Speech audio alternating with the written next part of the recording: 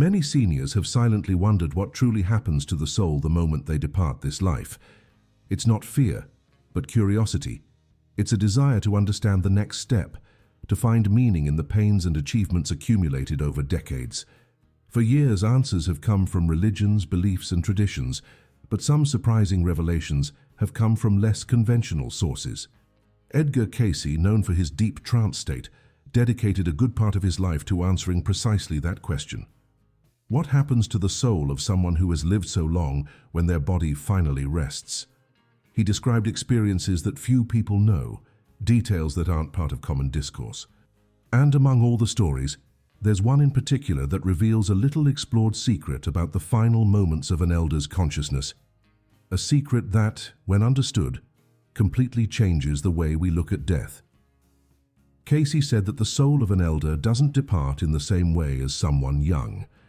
According to his observations, the detachment is calmer, more lucid, and often voluntary, as if the spirit already knows the way and is just waiting for the exact moment to follow. This passage, he said, is accompanied by a kind of spiritual serenity, rare among the younger folks. Understanding this changes how many relate to aging. So, if you're interested in these topics and want to continue learning about the soul, life, and everything that comes after, it's worth subscribing here on the channel and liking this video. That way you can keep up with new reflections that often aren't said anywhere else. And if any part of this story touches you, feel free to share it in the comments as well. Your words might help others see life more clearly. For Cayce, elders possess a broader spiritual field, a result of the experiences accumulated throughout a lifetime. This means that when leaving the body, the soul doesn't get lost or confused. It orients itself more easily. There's an almost immediate recognition of what's happening. It's as if the soul is saying, "I've been through this before." He explained that this familiarity with the process comes from previous lives and a certain preparedness that only the years can grant. That's why many seniors report, days before passing, encounters with deceased loved ones or sensations of inexplicable lightness. For Cayce, this wasn't delirium but a clear sign that the soul was already beginning to gently detach from the material world. And this transition, when respected, can be profoundly transformative for those who depart and those who remain. These accounts, though often ignored by traditional medicine, are more common than you might think. Families report that their parents or grandparents, days before passing away, start talking to people who have already passed on, see soft lights in the corners of the rooms, or ask to open windows, even on cold nights. For Cayce, all of this was part of the transition process. The soul begins to attune itself to a reality that's beyond our common perception. The physical senses diminish, but the spiritual ones intensify. Vision changes. Time seems to slow down. And at this point, the elder often no longer feels fear, but a strange peace. Cayce said that this state isn't hallucination, but an alignment with the next stage of existence. It's as if the soul is saying, "Now I can go, because everything is in order." There's no despair, there's surrender. Interestingly, this process isn't the same for everyone. It varies according to the emotional, spiritual, and even physical state of the senior. Cayce affirmed that those who have lived with more purpose, more love, and more acceptance of their own journey tend to have an easier passage. On the other hand, those who have accumulated deep resentments, guilt, or prolonged fear may feel some resistance at the moment of transition. It's not a punishment, but a reflection of what has been cultivated internally over the years. Still, he emphasized that everyone, without exception, would be welcomed on the other side. The difference was only in how each one would make that final journey. Some cross over as if finishing a long trip, others as if waking from a deep sleep and seeing for the first time the true light of the soul. Most impressively, Cayce detailed that in the first moments after physical death, the spirit of the elder still remains close to the body for a short period. It observes, feels, and even tries to communicate. But there's no pain. The suffering of the body no longer affects spiritual awareness. This stage allows the soul to fully understand what's happening before moving on to more subtle dimensions. According to him, this phase is especially important for those who weren't fully aware of their own death, and at this moment, what was cultivated in life becomes fundamental. The environment around, the words spoken by family members, the calm or agitation of the place, all of this influences how the soul moves forward. That's why Cayce encouraged spiritual preparation from an early age, but especially in old age. For him, the soul of an elder doesn't need complex rituals, but truth, silence, and presence. The simple act of someone holding a hand, offering words of gratitude, or singing something that marked their life can facilitate this detachment more smoothly. Cayce believed that in these hours, the soul hears more clearly what was previously muffled by the noise of routine. Memories come to the surface, not as judgment, but as understanding. And this understanding brings liberation. Many elders, he said, pass on smiling, not out of relief, but out of recognition. They see that life had meaning, that every mistake, every success, every loss and reunion was part of a larger journey. This gives them peace, and this peace is what propels them to move forward without looking back. The secret lies precisely in this, accepting life as it was.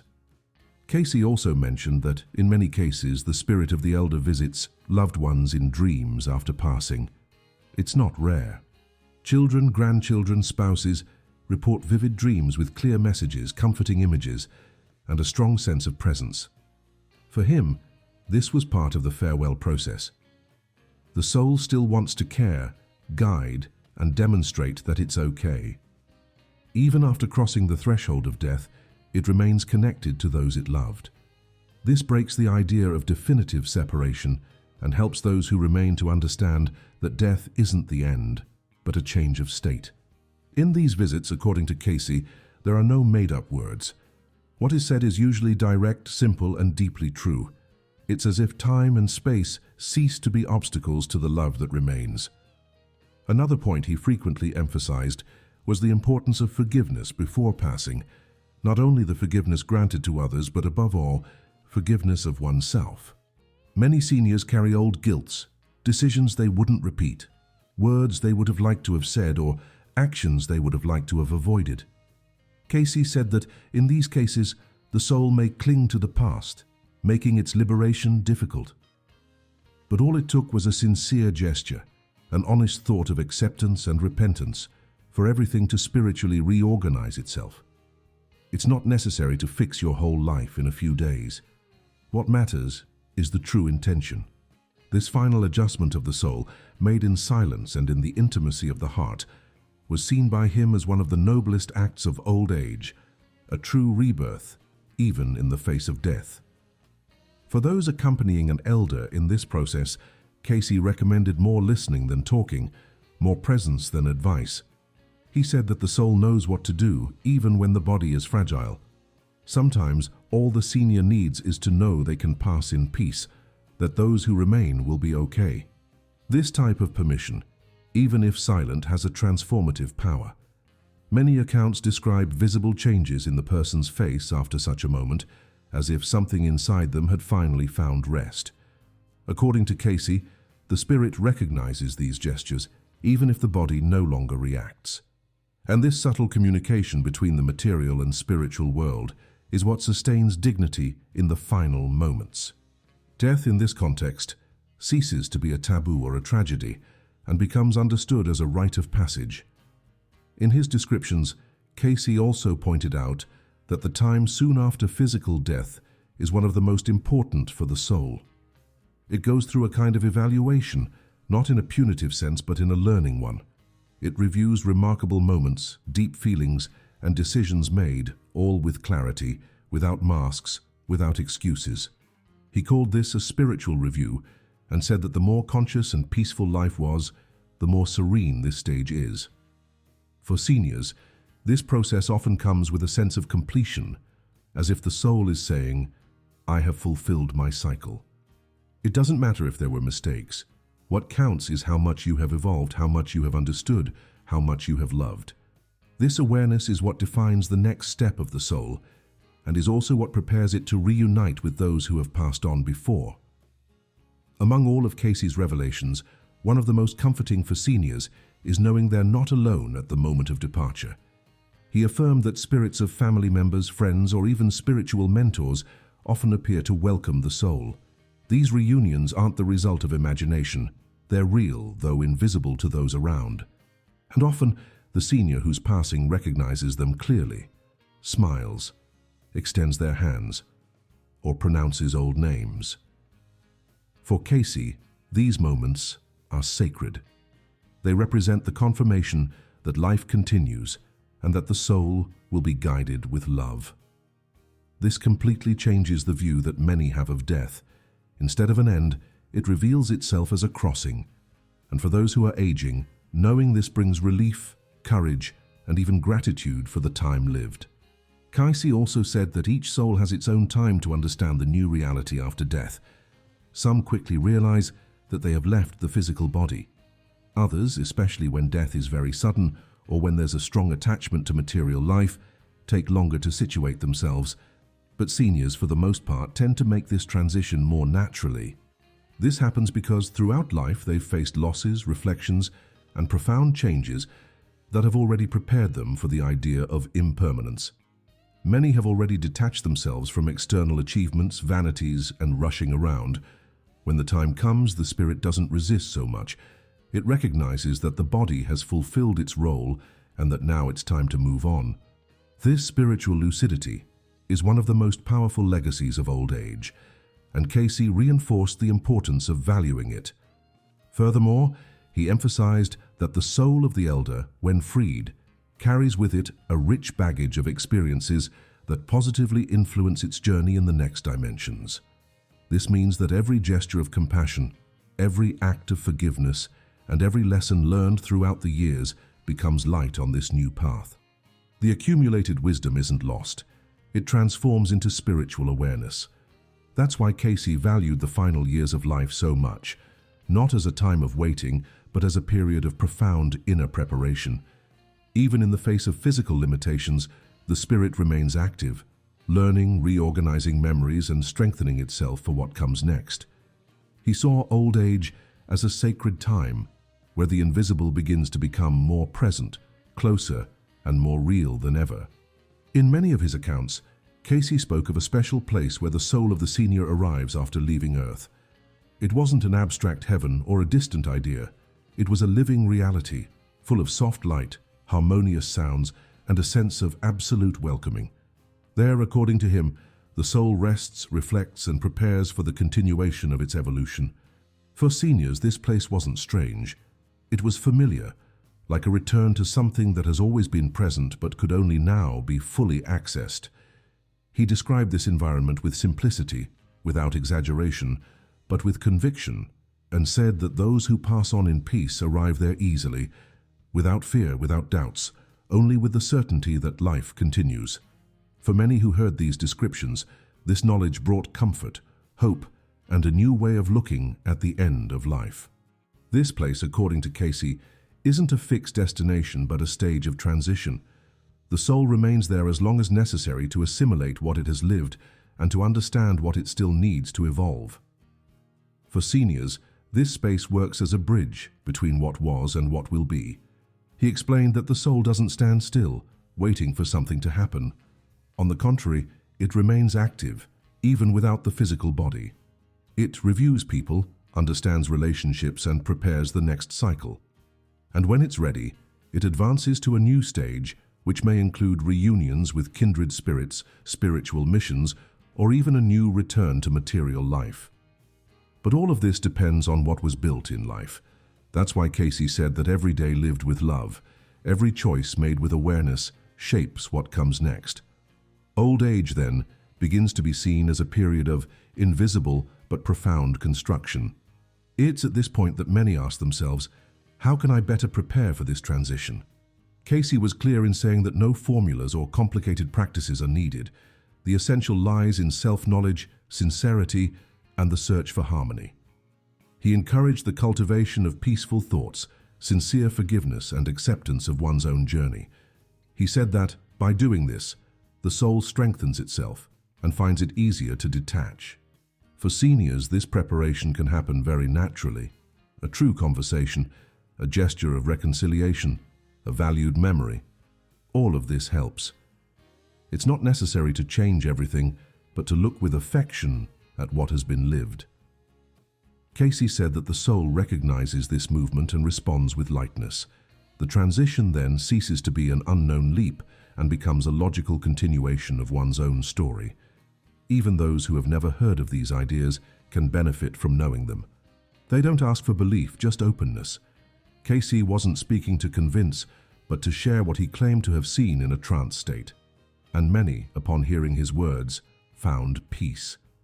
Especially among the elders, there was a silent relief in realizing that the end of life wasn't a fall but a passage. This understanding transforms the way we face loss, both our own and that of those we love, and helps us live with more presence, knowing that every moment matters. What Cayce brought isn't an absolute truth, but an invitation to reflection. A reminder that even in the last days, there's beauty, meaning, and continuity. And this, for many seniors, is all they need to know to move forward without fear. Another important point highlighted by Cayce was the connection between the soul and the physical environment in the final moments. He affirmed that a quiet place with good energy and affectionate presence greatly facilitates the spiritual transition. It's not about luxury, but about simplicity and respect. A clean room, a soft light, silence, or serene music can make a difference. For seniors, this represents dignity. Knowing they can pass calmly, without rushing, surrounded by care and love, helps the soul detach in peace. Cayce said that even the thoughts of the people around influence this moment. If there's despair and resistance, the spirit feels it. But if there's acceptance, gratitude, and serenity, the soul feels welcomed. Therefore, preparing the environment goes beyond the physical. It's a gesture of spiritual love, a silent gift for those who are passing. He also spoke about the impact that the way we live has on the process of dying. According to Cayce, living authentically, following true values, and cultivating good relationships prepares the soul for a clearer transition. It's not about perfection, but about coherence. A senior who has lived coherently with their feelings tends to depart with less weight. This doesn't mean absence of difficulties, but a sense of integrity. The soul understands that it did the best it could with the tools it had. And this understanding, more than any other, is what paves the way for tranquil detachment. For Cayce, this was the great secret, not leaving internal loose ends, resolving what can be resolved, accepting what cannot be changed, and making peace with oneself. This is the key to dying in peace and moving forward with lightness. Cayce emphasized that even after the transition, the soul of the senior continues to accompany their family members, not as a ghost, but as a loving and attentive presence. He described this as a kind of spiritual closeness that isn't broken by death. The soul observes, cheers, protects, and sometimes manifests itself in small signs, a perfume that appears out of nowhere, a memorable dream, an intense memory in a random moment. For those who remain, these signs are more than coincidences. They're ways for the soul to show that it's still around, that it still loves, that it still cares. Cayce encouraged these manifestations to be welcomed with affection, without fear. For him, death was just a change of clothes, the essence remains. And when there's true love, neither time nor distance can erase that connection. Cayce's vision, though ancient, still resonates strongly today. Many seniors live their final stages in silence, unaware that everything they've felt throughout life has built a deep inner path. And upon knowing these ideas, something lights up. The feeling of the end gives way to a broader understanding, that life is just one part of something bigger. Cayce didn't promise easy answers or miracles. He offered a different lens to look at death, not as something dark, but as a natural part of the cycle. For seniors, this perspective can bring relief. Knowing that the soul continues, that love remains, that there's something beyond can be all someone needs to breathe more calmly in the face of the unknown. Fear doesn't disappear completely, but loses its strength in the face of understanding. Therefore, sharing these reflections isn't just a matter of curiosity, it's an act of care, especially with those who are aging and beginning to think about what will come next. Bringing up this type of content is offering comfort where there's often silence. Cayce taught that the soul hears everything, even what isn't said aloud. and upon hearing words of peace, trust, and welcome, it strengthens itself. So, if this video brought some light to you or someone you love, consider subscribing here on the channel. This is a simple way to continue receiving content that respects your journey and stimulates important reflections. And if you think these words can help someone else, share them. You may be bringing more serenity to someone who needs to hear this now. Ending life with dignity doesn't depend on great deeds, but on small, conscious gestures.